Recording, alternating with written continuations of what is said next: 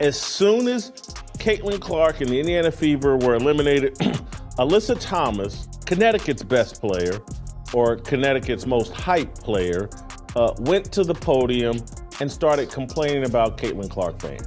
I think in my 11-year career, I've never experienced the racial comments from the Indiana Fever fan base. Foundation, if you're watching this video, there's a 99% chance that you're a Caitlin Clark fan yourself. And now that you've been suspended for a vicious racist attack on Caitlin Clark, the meltdown that ensued is just embarrassing.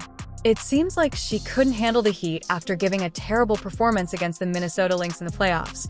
So instead of owning up, she chose to pull the racism card out of thin air, turning all the attention to Clark's fans accusing them of being racists. Thank you for educating us, Alyssa.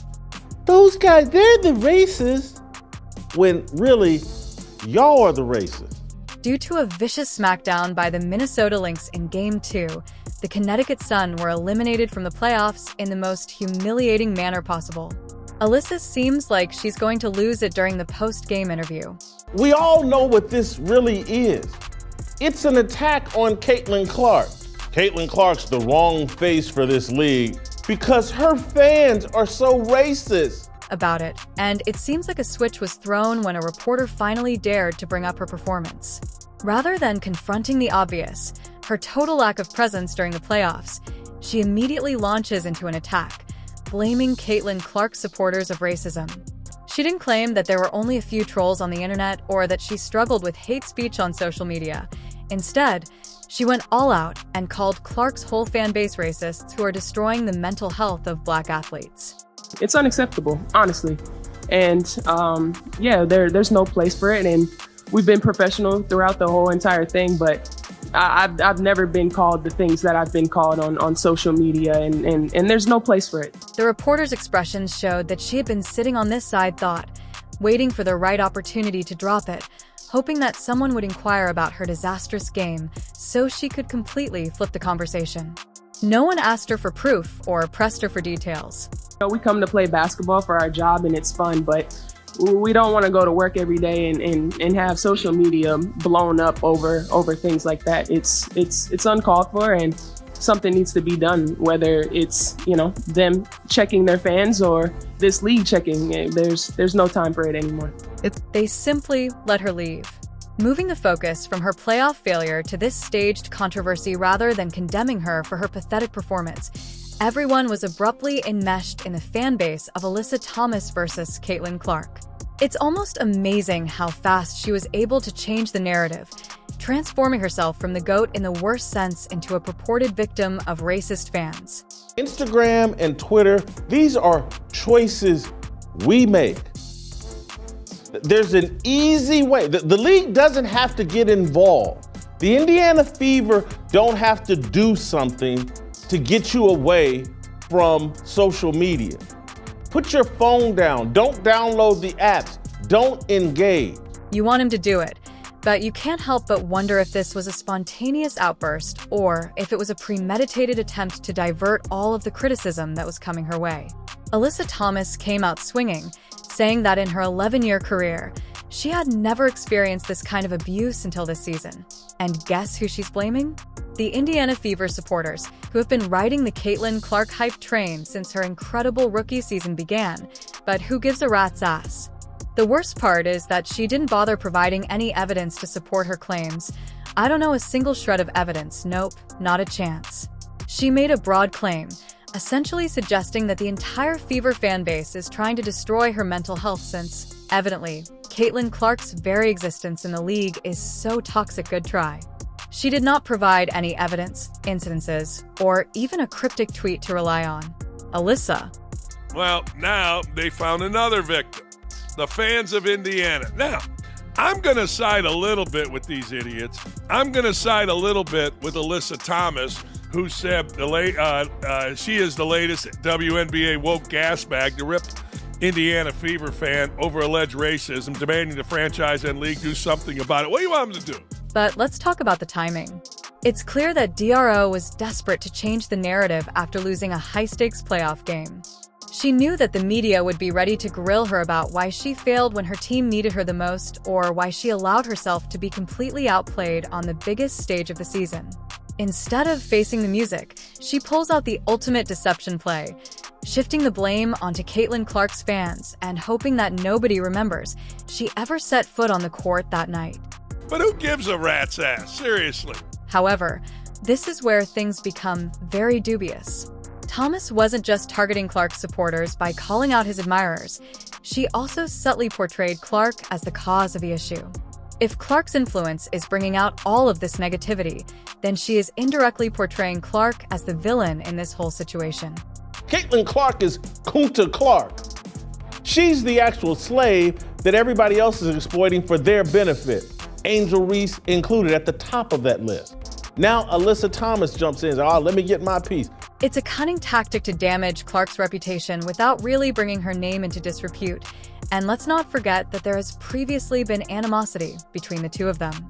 Alyssa Thomas chose to place what can only be described as the hardest screen known to mankind on Caitlin Clark during a heated game between the Indiana Fever and the Connecticut Sun on August 14th, 2024, brewing from a previous incident that put them both at the center of controversy. No, we're not talking about your average basketball screen. Fans watching live literally gasped, thinking she had broken her ankle or something. What did the referees do? They called an offensive foul on Thomas, then dismissed it as if it were no big deal. Clark, who is known for soaring around the court like a bolt of lightning, was completely blindsided and hit the floor like a ton of bricks. No review, no egregious foul considered. If you got people in a room, if you got a bunch of dudes in a room and says, "Let's fuck up the WNBA," we couldn't have came up a master plan what these women have done. Even some WNBA analysts, like Deanne Terasai, jumped in and spoke bluntly about how badly the entire situation was handled. She stated unequivocally that Thomas should have been sent off for a play that was careless, but did Clark herself make a big deal out of it? No chance. She immediately got back up, flashed her trademark smile, and even winked at the audience as though to convey that she was okay and wasn't going to let this get to her. Caitlin's iconic move was a powerful moment that only deepened her followers' affection for her. While everyone else was going crazy over the poor officiating, she remained composed and unconcerned. We've talked about earlier this week. In game one, poked Caitlin Clark in the eye intentionally, in my view, and in most rational people's view. Your hands don't curl up, you jab people in the eye and you pull your hand back immediately after you've accomplished your goal. Nothing happens to Dejanay Carrington. This isn't really even discussed. She gets questioned about it once. Caitlin Clark gets questioned about it. Caitlin Clark takes the high road. She's not engaging. Hats off to Caitlin Clark. It's a sneaky way to... However, that's when things started to get out of hand for Alyssa. Clark supporters were furious and made sure she felt the heat online, since Shri also posted a statement saying, "Woke league," and because it's leaned into people directing their hatred of Caitlin Clark at Caitlin Clark fans. Even some WNBA. And rather than taking responsibility for a play that could have easily hurt one of the league's top players, she began portraying herself as the victim, saying that the criticism was solely motivated by race and not by her almost eliminating a rookie phenom. Anyone watching could see through it, and the fans were upset because she played dirty, as that race had nothing to do with it. Caitlin, I love you to death. But girl, if you don't work on that defense, you ain't winning no championships. But for Alyssa? However, Alyssa wasn't interested in defending herself, so she doubled down, making accusations and finger-pointing in an attempt to divert attention from the reason she was receiving criticism in the first place. For a brief moment, it appeared as though she might succeed in doing so, dragging Caitlin Clark's name into the controversy and making it appear as though Clark's racist fans were orchestrating a coordinated attack. But let's face it, it was all a smokescreen because, at its core, this whole mess began because Alyssa didn't want to take responsibility for her careless play and her awful performance. So she chose to use controversy as a shield from criticism. Calling all kinds of nasty racial names to Caitlin Clark, white bitch being the most of. I mean, That's the players. Now they sit up there, the one idiot. But Alyssa wasn't interested in explaining her. Even more absurd is the fact that by taking this path, she has only made matters worse for herself. Rather than handling the fallout from a single game, she has turned it into a full-fledged scandal. She believed she could sidestep one controversy by starting another, but all she has done is dig herself deeper, and it wasn't just the fans who were causing a stir. Former WNBA legends Lisa Leslie and Cheryl Miller were among the many sports analysts and pundits who took to the internet to voice their opinions, calling Thomas's hit unsportsmanlike and blatantly dangerous.